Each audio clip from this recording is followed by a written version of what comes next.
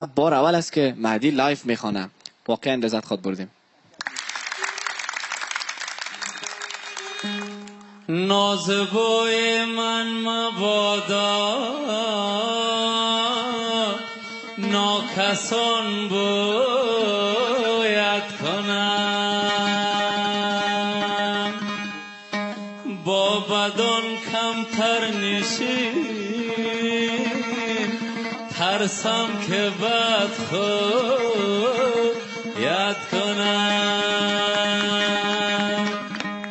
عطر بوی کاکل دیوان ساز عالم است، بشکند دست که از دلم سه گسویت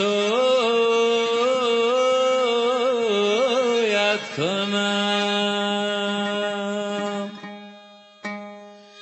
عشق تو در سینه من لمبه تندور است، درد رفیق زور است، درد رفیق زور است، خانه کاشان سرم چو خانه گور است، درد رفیق زور است، درد رفیق زور است. میبرم امروز به خود حسرت روی تو را، تا شدم از تو جدا، تا شدم از تو جدا، میکنم هر روز با درگاه خدا التجا.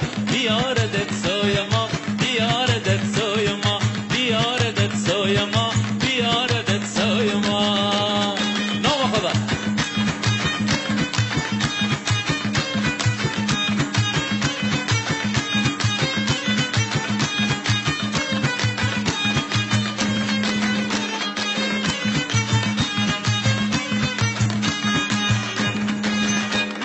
توی تو امروز با من ماتم است، غیبت تو بر سر مرجا غم است، غیبت تو بر سر مرجا غم است.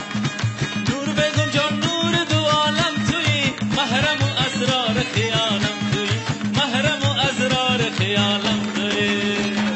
نور بگم جان حزن در آب آمده، برد دلم مست خراب آمده، برد دلم مست خراب آمده. عشق تو در سینه من لمبه تندور است، درد رفیق زور است، درد رفیق زور. خانه کاشان سرم چو خانه گور است، درد رفیق زور است، درد رفیق زور است، درد رفیق زور است، درد رفیق زور است. نام خدا.